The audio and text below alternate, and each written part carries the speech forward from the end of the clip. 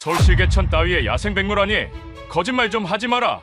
매연으로 가득할 것이라고 얕보던 서울 도심에서 불가능한 일이 벌어졌습니다. 현장을 직접 목격한 전 미국 부통령 엘 고어는 고개를 떨구며 말했습니다. 한국은 지구상에서 가장 희귀한 기적을 보여준 나라입니다. 작은 개천이라 비웃던 곳에 백로가 내려앉자 하버드 생태 전문가조차 눈물을 흘리며 카메라 셔터를 눌러댔습니다. 도대체 무엇이 그들의 마음을 감동시킨 걸까요? CNN 다큐멘터리 1억 뷰 달성한 충격의 장면. 지금부터 한국의 도심 속 믿기 힘든 이야기를 시작하겠습니다. 말도 안 돼. 저게 정말 백로라고? 서울, 이 도심 한복판의 말입니까? 지난 9월, 저는 엘 고어 전 부통령의 수석 정책 자문관으로 20년간 일해온 제 모든 경험과 데이터가 눈앞에 저 하얀 새 한 마리로 송두리째 부정당하는 그 순간을 맞이했습니다. 제 옆에 있던 라이벌 프로듀서 소피는 이 모든 것이 거대한 사기극일 뿐이라고 비웃었죠. 시청률은 진실이 아니라 갈등에서 나온다던 그녀의 말이 맞았던 걸까요? 이것은 한낱 연출된 쇼에 불과했던 것일까요? 모든 것은 엘 고어 부통령의 책상 위에 놓였던 정체불명의 사진 한 장에서 시작되었습니다. 비행기 안, 제 옆자리에는 라이벌 프로듀서인 소피가 앉아 있었습니다. 그녀는 백로 사진을 보며 코웃음을 쳤죠. 리처드, 아직도 이런 연출 사진에 속는 거야? 이 백로들은 틀림없이 어딘가에서 돈 주고 빌려와 풀어놓은 걸 거야. 시청률은 진실이 아니라 갈등에서 나온다고. 나는 이 사기극의 전말을 다큐멘터리에 담을 생각이야.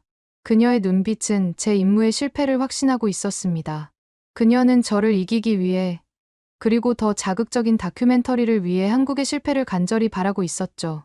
인천공항에 발을 내딛는 순간, 차가운 공기가 제 뺨을 스쳤습니다. 지금부터는 단순한 출장이 아니었습니다. 이것은 진실을 건 전쟁이었습니다. 입국장은 놀라울 정도로 질서정연했고, 거리는 쓰레기 하나 없이 깨끗했습니다.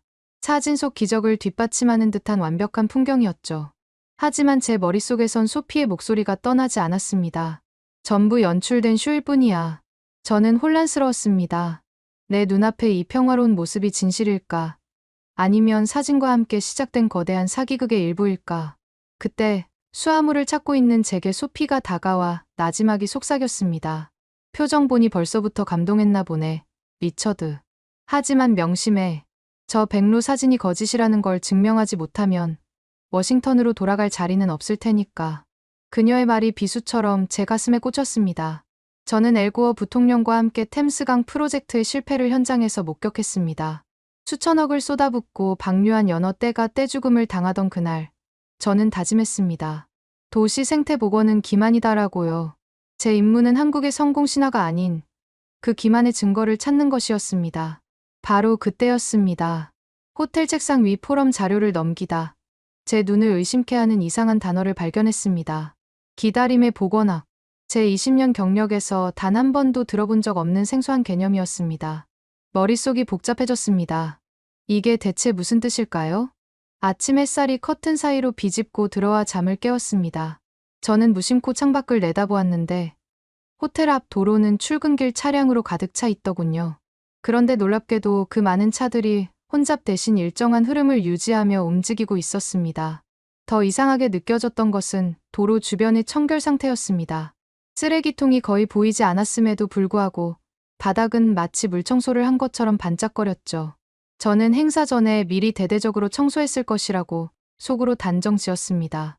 하지만 차에서 내려 잠시 걷는 동안 한 시민이 다 마신 음료수 병을 가방에 넣는 모습을 직접 목격했습니다. 아무도 그를 지켜보고 있지 않았는데도 말이죠. 순간 제 마음속 편견의 작은 균열이 생기는 듯했지만 이내 몇몇 모범 시민의 행동일 뿐이라고 정리했습니다. 이건 다큐멘터리의 좋은 그림은 될 수 있어도 진실의 조각은 아니라고 생각했죠. 포럼 장소로 이동하는 길에 횡단보도 앞에서 신호를 기다렸습니다. 신호가 바뀌기도 전에 사람들이 슬금슬금 도로로 발을 내딛는 모습이 보이지 않았습니다. 바쁘게 걸음을 재촉하는 사람들조차 질서정연하게 녹색 신호를 기다리고 있더군요. 길 건너편에서는 젊은 여성들이 가방을 맨 채 여유롭게 휴대폰을 보며 걷고 있었습니다. 이른 아침 시간임에도 불안한 기색이 전혀 없는 그들의 모습이 제게는 무척 낯설게 다가왔네요. 이 도시가 정말 내가 알던 아시아의 대도시가 맞을까? 속으로 중얼거리며 첫 메모를 남겼습니다. 보이지 않는 규칙. 그리고 누가 강요하지 않아도 지켜지는 질서라고 말입니다. 하지만 이것이 청계천 복원과 무슨 상관이 있단 말인가요? 저는 아직 연결고리를 찾지 못했습니다. 행사장에 들어서자 안내 직원이 프로그램을 건네며 두 손으로 정중하게 고개를 숙였습니다. 그 자연스러운 태도에 순간 가슴속에 따뜻한 무언가가 차오르는 듯했습니다. 하지만 저는 곧 서비스 교육이 잘 된 덕분일 것이라고 스스로를 다잡았죠. 포럼 개회식에서 사회자는 청계천 복원이 단순한 토목 공사가 아니라고 소개했습니다. 시민과 행정, 그리고 학계가 함께 만든 생태 문화 프로젝트였다는 설명이 이어졌네요. 저는 의자에 등을 깊숙이 기댄 채 팔짱을 끼웠습니다. 말은 언제나 그럴듯하게 포장되기 마련이니까요. 아직은 그 어떤 것도 믿을 수 없었습니다. 제 옆자리의 소피는 벌써부터 지루하다는 표정을 짓고 있었죠. 그녀는 자극적인 실패 사례를 원하고 있었습니다. 첫 세션이 끝나고 휴식 시간이 되자 소피가 보란듯이 제 옆에서 워싱턴 본부와 화상 통화를 시작했습니다. 그녀는 과장된 목소리로 말했죠. 네, 부통령님 비서실이죠. 예상대로입니다. 여긴 전부 보여주기식 쇼에 가깝습니다. 저는 피가 거꾸로 솟는 것을 느꼈습니다.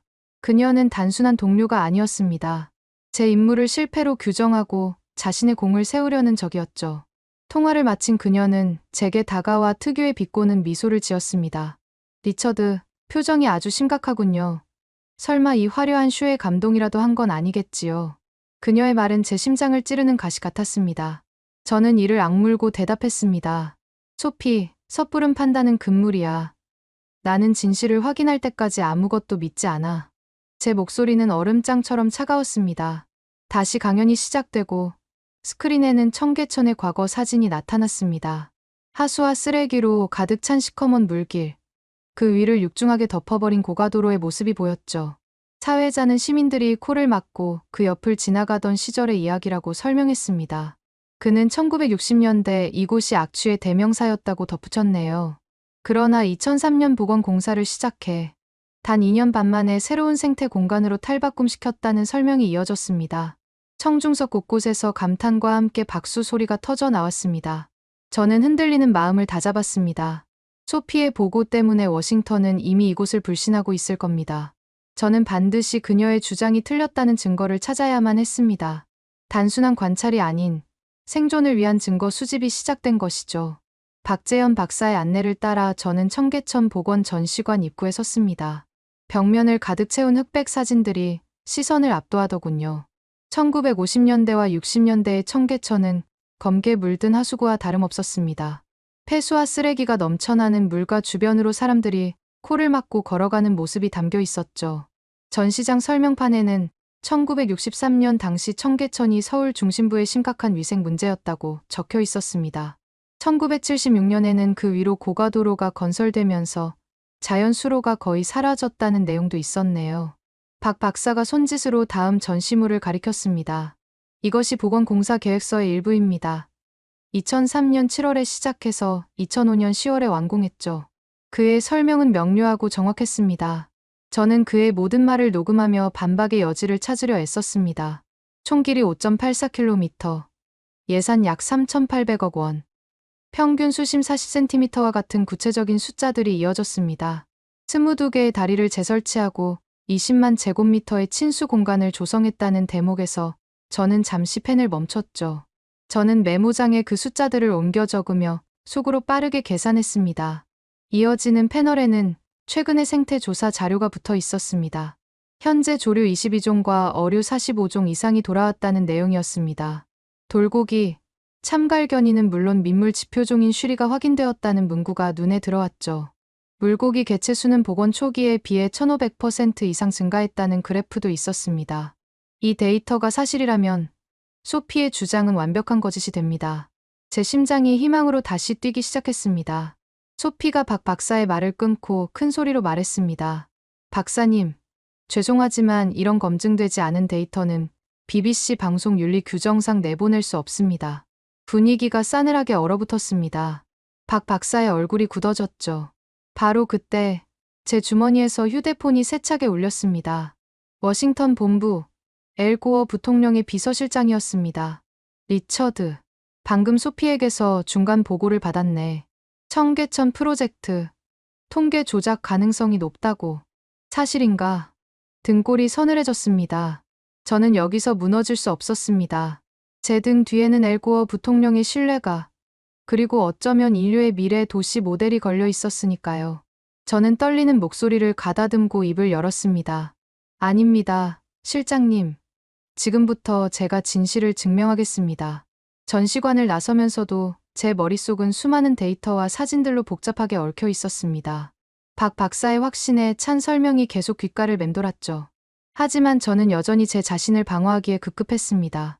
문서와 그래프는 얼마든지 보기 좋게 꾸며낼 수 있는 것 아니겠습니까? 바로 옆에서 소피가 씩 웃으며 제게 말을 걸었습니다. 이쯤에서 결론이 나온 것 같군요. 아주 괜찮은 홍보쇼였습니다. 그녀의 태도는 정중했지만 그 속에는 저를 비웃는 듯한 뉘앙스가 분명히 담겨 있었습니다. 순간 제 자존심에 상처가 나는 것을 느꼈습니다. 내가 고작 이 정도의 데이터에 흔들린다면 지금까지 쌓아온 나의 경력은 대체 무엇이 되는 것일까? 바로 그 순간 전시관 벽에 걸린 한 문구가 제 눈에 들어왔습니다. 청계천은 기다림으로 복원되었습니다. 우리는 인위적으로 생물을 풀어놓지 않았습니다. 동식물이 스스로 돌아오도록 기다렸습니다. 기다림이라는 단어가 이상하게 제 마음을 붙잡고 놓아주지 않더군요. 제가 경험했던 서구의 방식은 늘 성과를 서둘렀고 그 과정에서 무언가를 인위적으로 개입시키곤 했었죠. 결국 저는 그 자리에서 결단을 내렸습니다. 논문도 아니고 통계도 아닌 제 눈으로 직접 현장을 확인해야겠다고 말입니다. 현장을 보지 않고서는 그 어떤 것도 믿을 수 없었습니다. 박 박사는 제 표정의 변화를 읽었는지 조용히 고개를 끄덕이더군요. 오늘 오후에 직접 청계천을 걸어보시는 것이 좋겠습니다. 시민들과 함께하는 그 길이 바로 진짜 교과서이니까요. 그의 제안에 제 가슴이 이상하게 뛰기 시작했습니다. 소피는 고개를 갸웃하며 어이없다는 듯이 말했습니다. 직접 본다고 뭐가 달라지겠습니까? 눈앞에서 백루 물이라도 멋지게 춤이라도 추지 않는 한 말입니다. 그녀의 비아냥에 순간 분노가 치밀었지만 저는 곧 마음속으로 굳게 다짐했습니다. 그래, 내 두 눈으로 직접 모든 것을 확인하겠다고 말이죠. 그날 오후 우리는 청계천 입구로 향하는 계단을 내려섰습니다. 눈앞에는 유리처럼 맑은 물이 소리 없이 흐르고 있었습니다. 아이들은 물가에서 신나게 뛰놀고 있었고 어르신들은 벤치에 앉아 평화롭게 담소를 나누는 모습이 보였죠. 저는 가방에서 휴대용 수질 측정기를 꺼내 물속에 조심스럽게 담갔습니다. 화면에 떠오른 값을 보고 저는 잠시 숨을 멈췄습니다. 용존산소량이 리터당 7.8mg. 이건 명백한 1급수 기준이었습니다. 하지만 제 마음 한구석에서는 여전히 저항의 목소리가 들려왔네요. 우연히 수질이 좋은 구간일 뿐이라고, 철저히 관리된 시범 지점일 것이라고 말입니다. 서울 도심 한복판에서 이런 수질이 가능하다니 믿을 수가 없었습니다. 저는 이것이 일시적인 현상일 것이라 생각했습니다. 그때 제 눈에 또 다른 이상한 점이 포착되었습니다.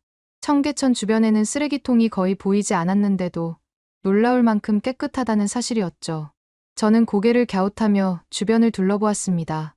저 정도의 청결을 유지하려면 엄청난 수의 청소 인력이 투입되었을 것이라고 스스로 합리화했습니다. 하지만 바로 그 순간 한 시민이 과자 봉지를 곱게 접어 자신의 가방에 넣는 장면을 목격하고 말았죠. 스스로 치우고 있었던 건가요? 저녁 무렵이 되어 근처 거리를 걷다가 저는 또 다른 낯선 장면과 마주했습니다. 늦은 시간임에도 여성들이 혼자 걸으며 웃고 대화를 나누고 있더군요. 저는 무심코 손목시계를 확인했습니다. 시계는 밤 10시를 가리키고 있었습니다. 유럽의 어느 도시였다면 불안감이 스멀스멀 밀려왔을 시간이었습니다. 그런데 이곳 서울의 밤거리는 전혀 다른 분위기를 풍기고 있었네요. 순간 등골이 서늘해지는 것을 느꼈습니다. 이것은 단순히 청계천만의 성공이 아니라는 생각이 들었습니다. 사회 전체를 지탱하는 보이지 않는 질서가 그 바탕에 깔려있는 결과가 아닐까요? 하지만 저는 이 감탄을 곧바로 인정하고 싶지는 않았습니다. 수첩의 시민의 자율성은 제한적인 사례일 수 있다고 메모했죠. 100% 성공이라는 결론은 여전히 제 머릿속에서 가장 먼 곳에 있었습니다. 제 카메라는 계속해서 증거를 담고 있었지만 제 머리는 여전히 그것을 부정하고 있었습니다. 다큐멘터리의 방향을 결정하기엔 아직 일렀습니다. 진실은 그렇게 쉽게 모습을 드러내지 않는 법이니까요. 저는 더 깊숙한 곳을 파고들어야 한다고 다짐했습니다. 청계천을 따라 걷던 우리는 징검다리 앞에서 잠시 걸음을 멈췄습니다. 아이들이 돌 위를 아슬아슬하게 뛰어넘으며 까르르 웃음을 터뜨리고 있었죠. 그 모습을 지켜보는 부모들의 얼굴에는 흐뭇한 미소가 가득했습니다. 바로 그때 소피가 고개를 젖히며 박 박사에게 말을 건넸습니다. 박 박사님, 아주 흥미로운 풍경이군요. 하지만 제가 아는 유럽의 도시들에서도 하루쯤은 이렇게 잘 정리된 모습을 연출할 수 있습니다. 그녀의 목소리는 격식을 차렸지만 그 속에는 날카로운 조롱이 숨어 있었습니다. 이것이 한국만의 특별함이라고 주장하시려면 조금 더 확실한 증거가 필요하지 않을까요? 그녀의 말은 마치 제게 너도 결국 쏟고 있는 것이라고 말하는 듯했습니다. 순간 마음이 불편해지면서 정말 이게 한국만의 특수성일까 하는 의심이 다시 고개를 들었습니다. 그때였습니다. 물가 근처에서 놀던 한 아이가 우리 쪽으로 다가왔습니다. 대여섯 살쯤 되어 보이는 작은 아이였죠. 아이는 손에 작은 조약돌 하나를 쥔 채 저를 올려다보며 맑은 목소리로 물었습니다. 아저씨의 나라에도 백로가 돌아왔나요? 그 질문에 제 숨이 멎는 것 같았습니다. 단순한 호기심이 담긴 질문이었지만 그 말 속에는 엄청난 무게가 실려 있었네요. 이곳은 당연히 새들이 돌아온 곳인데 당신의 나라는 어떻냐고 묻는 순수한 시선이었습니다. 소피는 옆에서 얄밉게 웃으며 속삭였습니다. 아이가 아주 곤란한 질문을 했군요. 대답하실 수 있겠습니까? 리처드. 저는 아무 말도 할 수 없었습니다. 제 고향의 하천에는 더 이상 백로가 찾아오지 않았으니까요. 박 박사는 우리를 청계천 역사 전시관으로 다시 안내했습니다. 그곳에는 청계천의 복원 과정을 담은 수많은 사진과 기록들이 전시되어 있었죠. 1960년대와 70년대의 흑백 사진 속 청계천은 악취로 가득 찬 하수도와 전혀 다를 바 없었습니다. 허름한 판잣집과 쓰레기, 그리고 오염된 물이 전부였습니다. 이게 정말 서울의 중심부였다니 저는 충격을 감출 수가 없었습니다. 이어진 사진에는 1970년대에 세워진 청계고가도로의 모습이 담겨 있었습니다. 흐르던 하천을 아예 콘크리트로 덮어버린 그 장면 앞에서 저는 무심코 최악의 선택이었다고 중얼거렸네요. 박 박사는 진지한 얼굴로 2003년 이후의 사진들을 보여주었습니다. 대형 장비들이 육중한 고가도로를 철거하고 그 자리에 새로운 하천을 만드는 장면들이었죠. 복원 공사는 2005년 10월에 완료되었습니다. 2년 반이라는 시간 동안 생태계를 최우선으로 고려하며 단계적으로 진행했죠. 그는 잠시 말을 멈추고 저를 바라보았습니다. 하지만 정말 중요한 것은 따로 있습니다. 저는 고개를 들어 그의 다음 말을 기다렸습니다. 그는 옅은 미소를 지으며 말하더군요. 우리는 이곳에 아무것도 인위적으로 풀어놓지 않았습니다. 단지 기다렸을 뿐입니다. 전시관 한쪽 벽에는 연도별로 청계천에 돌아온 생물들의 목록이 빼곡하게 적혀 있었습니다. 2005년 첫 물고기가 발견되었고 2006년에는 잠자리와 나비가 날아들었죠. 2008년에는 첫 백로가 목격되었으며 2010년대 이후로는 종 다양성이 꾸준히 증가하고 있었습니다. 저는 그 자리에서 한동안 아무 말도 할 수 없었습니다. 기다림만으로 생태계가 돌아왔다니 제 기나긴 연구 경력에서 단 한 번도 본 적 없는 방식이었습니다. 바로 그 순간 유리창 너머로 하얀 그림자 하나가 스르르 내려앉는 것이 보였습니다. 백로 한 쌍이 천천히 청계천 위에 착지하는 모습이 눈에 들어왔죠. 저는 숨을 죽인 채 그 광경을 바라보았습니다. 마치 전시관의 기록들이 눈앞에서 생생하게 살아 움직이는 것만 같았습니다. 소피조차 낮게 중얼거렸습니다. 이건 우연이라 하기엔 지나치게 극적이군요. 제 심장이 세차게 뛰기 시작했습니다. 워싱턴에 보낼 반박 증거를 찾았다고 생각했습니다. 이것은 서울 도심에서 벌어지고 있는 진짜 현실이었습니다. 전시관 밖으로 나오자 시민들이 삼삼오오 모여 여유로운 오후를 즐기고 있었습니다. 어떤 사람은 벤치에 앉아 조용히 책을 읽고 있었고 아이들은 물가에서 발을 담그며 장난을 치고 있었네요. 그들 바로 옆에서는 백로 한 쌍이 유유히 물가를 거닐고 있었습니다. 저는 카메라 줌을 당겨 그 완벽한 공존의 장면을 담았습니다. 이것만 있으면 소피의 모함과 워싱턴의 의심을 모두 날려버릴 수 있었습니다. 승리를 확신한 순간이었죠. 한 아주머니는 손녀 민서의 손을 잡고 조용히 속삭이더군요. 얘야, 저 새들이 우리랑 같이 살러 온 소중한 친구들이란다. 저는 그 대화를 들으며 조용히 눈을 감았습니다. 완벽한 승리, 완벽한 다큐멘터리 엔딩 장면이었습니다. 바로 그때였습니다. 제 옆에서 카메라를 확인하던 소피가 갑자기 미친 듯이 웃기 시작했습니다. 리처드, 이리 와서 이것 좀 봐. 정말 엄청난 걸 발견했어. 그녀는 카메라 LCD 화면을 제 눈앞에 들이밀었습니다. 그녀의 카메라가 최대한으로 확대한 백로의 다리. 그곳에는 선명하게 빛나는 금속 인식표 렉 밴드가 채워져 있었습니다. 제 머릿속이 하얗게 비었습니다. 금속 인식표는 저 새가 야생이 아닌 인위적으로 방사된 사육 개체라는 명백한 증거였습니다. 소피가 제 어깨를 치며 의기양양하게 말했습니다. 역시 전부 사기극이었어. 이것 봐. 서울시에서 관리하는 번호까지 적혀 있네. 저는 그 자리에 얼어붙고 말았습니다. 제가 목격한 모든 것, 1급수 수질, 시민의식, 그리고 저 백로까지. 이 모든 것이 엘 고어와 전 세계를 속이기 위한 거대한 연극이었단 말인가요? 하늘이 무너지는 것 같았습니다. 소피는 이미 워싱턴에 전화를 걸고 있었습니다. 네, 비서실장님. 결정적 증거를 잡았습니다.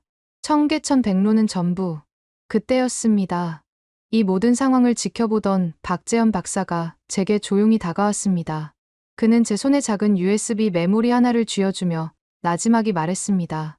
리처드 자문관님, 지금부터 보시는 것이 진짜 청계천의 비밀입니다. 하지만 이 영상은 절대 방송에 나가면 안 됩니다. 저는 손에 들린 USB와 의기양양하게 통화하는 소피, 그리고 유유히 날아가는 인식표를 단백로를 번갈아 보았습니다. 박 박사의 마지막 말이 귓가를 맴돌았습니다. 방송에 절대 나가면 안 된다니. 대체 이 USB 안에 무엇이 들어있단 말인가요? 저는 거대한 음모의 한복판에 서 있었습니다. 이제 제가 믿을 것은 아무것도 없었습니다. 워싱턴에 보고할 시간은 점점 다가오고 있었습니다. 저는 여기서 어떤 선택을 해야만 할까요? 제 손에서 식은땀이 흘러내렸습니다. 바로 그때 근처 벤치에 앉아있던 한 시민이 저희의 대화를 들었는지 자리에서 일어나 다가왔습니다. 그는 온화한 표정으로 입을 열었습니다. 청계천이 이렇게 달라진 것은 단순히 정부가 돈을 많이 썼기 때문만은 아닙니다. 우리 모두가 함께 지켜냈기에 가능한 일이었죠. 그는 이어서 1997년 외환 위기 당시에 나라를 살리기 위해 시민들이 자발적으로 금을 모았던 이야기를 들려주었습니다. 또한 최근 대전의 대전천에서도 시민들이 자발적으로 환경 정화 활동을 벌이고 있다는 소식도 전해주었네요. 저는 그의 말을 들으며 놀라움을 감출 수 없었습니다. 아, 이것이 바로 한국 사회를 움직이는 힘이구나. 시민의식과 공동체 의식, 그리고 끈기 말입니다. 바로 그때 백로 한 쌍이 다시 하늘로 날아오르는 모습이 보였습니다. 그 우아한 날갯짓을 보며 제 안에서 뜨거운 사명감 같은 것이 끓어오르는 것을 느꼈습니다. 지금 세계는 새로운 도시 모델을 절실히 필요로 하고 있습니다. 저는 한국의 이 소중한 경험을 반드시 전 세계에 알려야겠다고 다짐했습니다. 도시와 자연이 어떻게 공존할 수 있는지, 그 방법을 제 남은 연구와 정책의 중심에 두겠다고 결심했네요. 더 이상 실패 사례를 나열하는 역할에 머물지 않을 것입니다. 이제는 희망의 증거를 제시하는 사람이 되어야겠다고 생각했죠. 엘 고어 부통령에게 드릴 보고서의 내용이 머릿속에 그려지기 시작했습니다. 그것은 단순한 데이터의 나열이 아닐 것이었습니다. 그것은 바로 이곳, 서울의 심장부에서 발견한 희망에 관한 이야기여야 했습니다. 소피도 더 이상 반박하지 않았습니다. 그녀는 그저 묵묵히 날아오르는 백로 무리를 카메라에 담을 뿐이었습니다. 우리의 다큐멘터리는 이제 명확한 주제를 찾았습니다. 그것은 바로 공존이었습니다. 귀국 후 저는 곧바로 워싱턴으로 향했습니다. 하지만 제 손에 들린 것은 자랑스러운 청계천 보고서가 아니었습니다. 그날 이후 소피는 저를 거의 없는 사람 취급했죠. 그녀는 이미 청계천의 거짓이라는 자극적인 제목의 다큐멘터리 가편집본을 CNN 본사에 제출한 상태였습니다. 저는 마지막 반격을 위해 엘 고어 부통령과의 단독 면담을 요청했습니다. 하지만 저를 기다리고 있던 것은 차가운 회의실의 공기, 그리고 저를 신문하듯 둘러싼 방송사 임원들과 싸늘한 표정의 엘 고어였습니다. 소피가 그 중심에서 승리자의 미소를 짓고 있었죠. 그녀는 대형 스크린에 영상을 띄웠습니다. 청계천을 나는 백로의 우아한 모습, 그리고 이내 주민되어 선명하게 드러나는 다리의 금속 인식표. 그녀는 조롱 섞인 목소리로 말했습니다. 리처드 자문관님, 서울에서 본 것이 일종의 잘 짜인 쇼케이스일 뿐이라는 생각은 정말 안 해보셨습니까? 그녀의 목소리는 회의장 전체에 울려 퍼졌습니다. CNN의 한 임원이 말을 이었습니다. 리처드, 당신은 한 나라가 설계한 거대한 사기극에 노란한 거요. 이건 우리 방송사, 나아가 엘고어 재단의 신뢰도를 뒤흔드는 문제입니다. 저는 그 순간 잠시 흔들리는 것을 느꼈습니다. 과연 내가 본 것이 모두 환상에 불과했던 걸까요? 제 모든 반박은 인식표라는 명백한 증거 앞에서 힘을 잃었습니다. 엘고어 부통령은 깊은 실망감으로 입을 열었습니다. 리처드, 이 프로젝트에서 당장 손 떼게. 더는 우리 재단의 명예에 먹칠하지 말게. 그 말은 제게 사형 선고나 다름없었습니다. 회의장을 나오는 제 어깨는 천근만근 무거웠죠. 호텔로 돌아온 저는 짐을 싸기 시작했습니다. 제 20년 경력이 이렇게 허무하게 끝나는구나 싶었습니다. 그때 가방 한 구석에서 딱딱한 무언가가 손에 잡혔습니다. 박 박사가 제게 건넸던 방송 불가라는 경고가 붙은 작은 USB 메모리였습니다. 마지막 지푸라기라도 잡는 심정으로 저는 떨리는 손으로 USB를 노트북에 꽂았습니다. 화면에는 전문가의 촬영 영상이 아닌 시민들의 휴대폰으로 찍은 듯한 거친 영상 파일들이 가득했습니다. 첫 번째 영상을 클릭하자 폭풍우가 몰아치던 밤의 청계천 풍경이 나타났습니다. 한 시민이 비를 맞으며 다리가 부러진 채 쓰러져 있는 어린 백로 한 마리를 필사적으로 구조하고 있었죠. 이어지는 영상에는 동네 동물병원 수의사가 자비를 들여 백로를 치료하는 모습, 주변 상인들이 돈을 모아 약값을 보태는 장면들이 고스란히 담겨 있었습니다. 그들은 백로에게 별이라는 이름까지 지어주었더군요. 별처럼 빛나게 다시 날아오르라는 뜻이었습니다. 금속 인식표는 바로 그때 채워진 것이었습니다.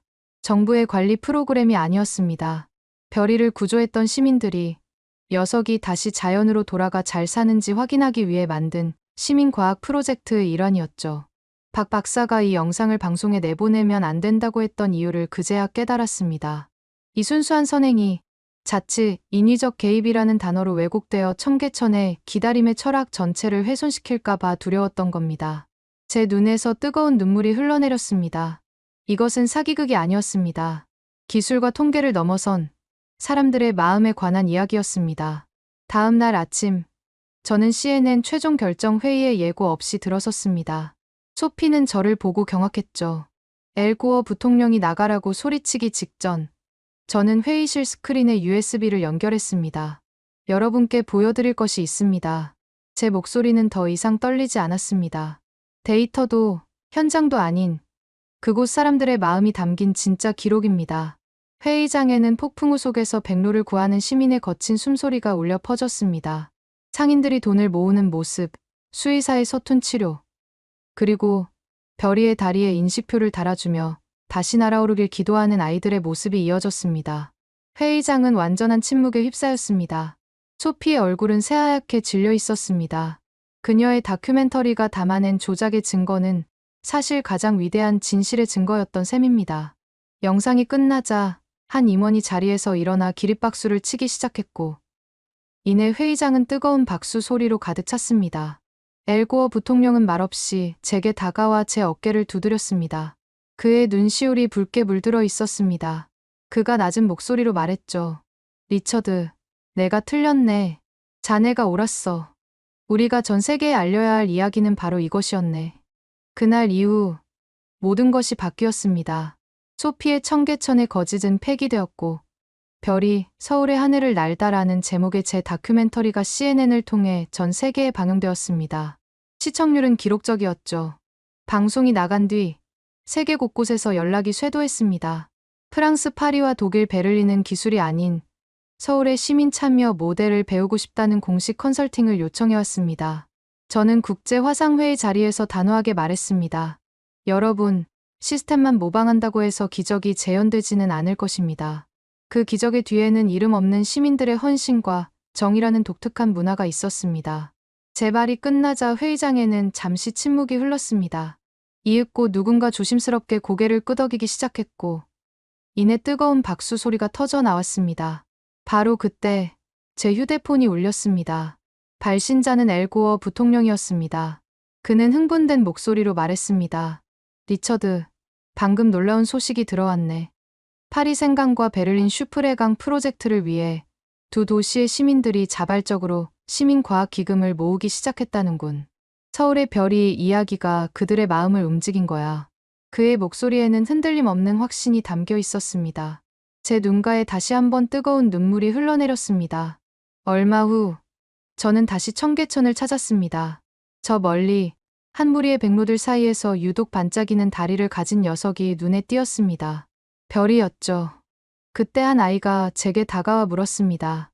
아저씨도 별이 보러 오셨어요. 우리 동네 스타예요. 아이는 자랑스럽게 웃었습니다. 저는 그 아이의 웃음을 보며 조용히 확신했습니다. 이것은 단순히 한 국가의 성공 사례가 아니라 절망 속에서도 희망을 찾아낸 인류 전체의 위대한 승리라고 말입니다. 제 손에는 이제 냉정한 데이터가 아닌 사람들의 따뜻한 마음이 담긴 새로운 보고서가 들려 있었습니다. 오늘 전해드린 내용은 단순히 청계천이라는 한계천의 성공담이 아니었습니다. 오만했던 외국 전문가들조차 무릎을 꿇게 만든 힘은 바로 우리가 일상 속에서 지켜온 작은 질서와 배려, 그리고 공동체의 의식이었습니다. 밤늦게도 안전한 거리, 쓰레기통 하나 없어도 깨끗한 보도, 그리고 기다림만으로 다시 돌아온 백로와 물고기들. 청계천의 백로는 단순한 새가 아니라 우리가 쌓아온 대한민국의 저력을 보여주는 상징입니다. 다음 이야기를 먼저 받아보시려면 좋아요와 구독 부탁드리며 오늘도 자랑스러운 하루 되시길 바랍니다. 감사합니다.